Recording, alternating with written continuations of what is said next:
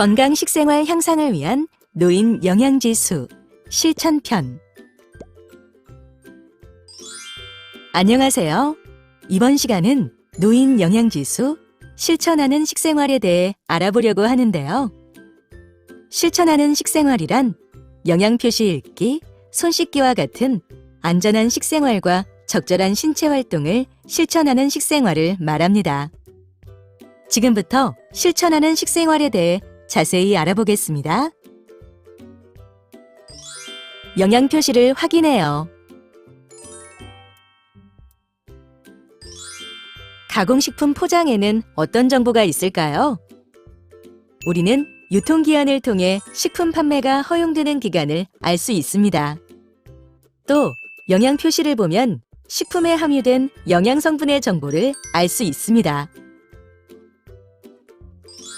어떻게 하면 영양표시를 활용해 나에게 필요한 제품을 고를 수 있을까요? 일반 우유와 저지방 우유의 영양표시를 비교해 보겠습니다.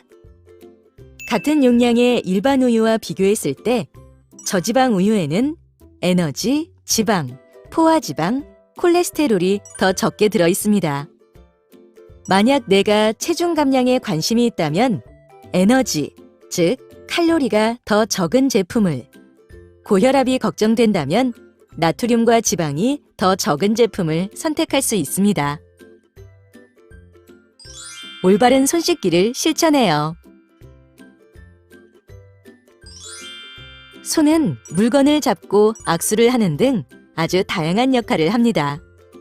그렇기 때문에 우리의 손은 세균이나 바이러스에 항상 노출되어 있어요. 따라서 손을 씻지 않고 음식을 먹게 되면 세균이나 바이러스에 의해 식중독이 유발될 수 있습니다. 손을 씻을 때는 손바닥, 손등, 손깍지, 손가락, 그리고 손톱까지 꼼꼼히 닦는 것이 중요합니다. 올바르게 손을 씻게 되면 식중독뿐만 아니라 독감이나 코로나19와 같은 신종 감염성 질병 예방에도 큰 도움이 됩니다. 꼭 손을 씻을 때는 비누를 사용하여 30초 이상 꼼꼼히 씻도록 합니다. 적절한 운동을 해요. 규칙적인 운동이 왜 필요할까요? 규칙적인 운동은 근력과 유연성을 증가시키고 비만, 고혈압, 당뇨 등 만성질환 발생의 위험은 감소시키며 정신적인 안정감을 주어 삶의 질을 향상시키는 데 도움이 됩니다. 그렇다면 어떻게 운동하는 것이 좋을까요? 일주일에 5회 이상 30분에서 60분 정도 빨리 걷거나 앉아서 자전거 타기, 청소하기, 수영과 같은 유산소 운동을 하는 것이 좋습니다.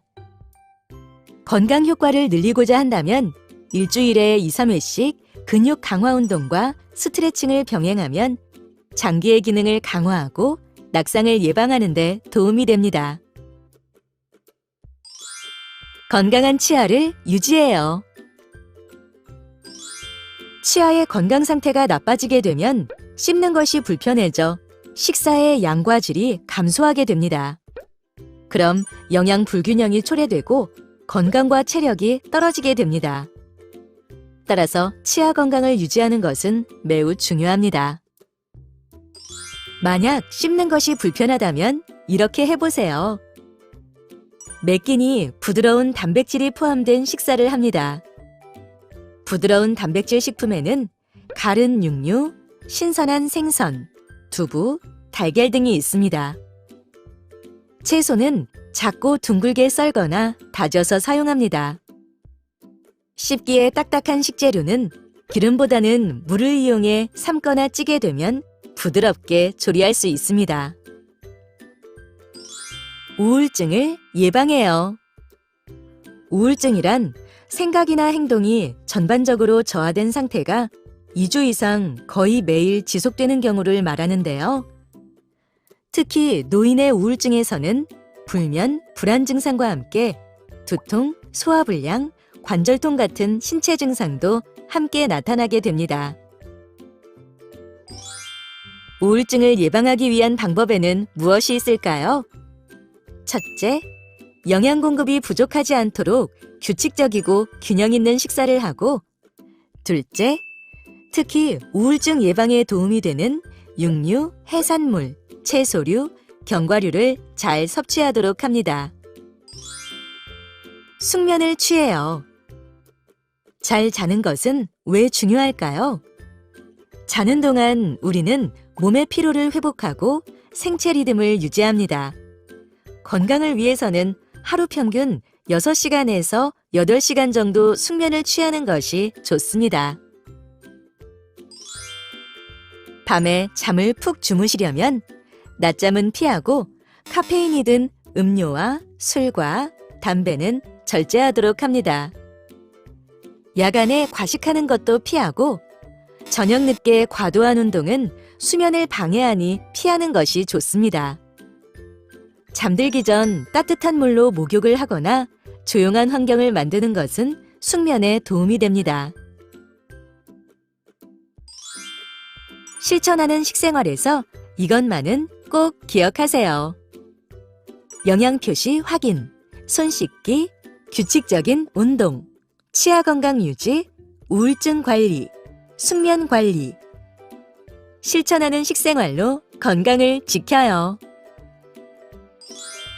더 자세한 내용이 궁금하시면 노인 영양지수 실천편 교육 자료를 참조해 주세요.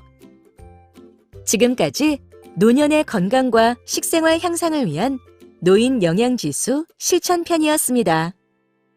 감사합니다.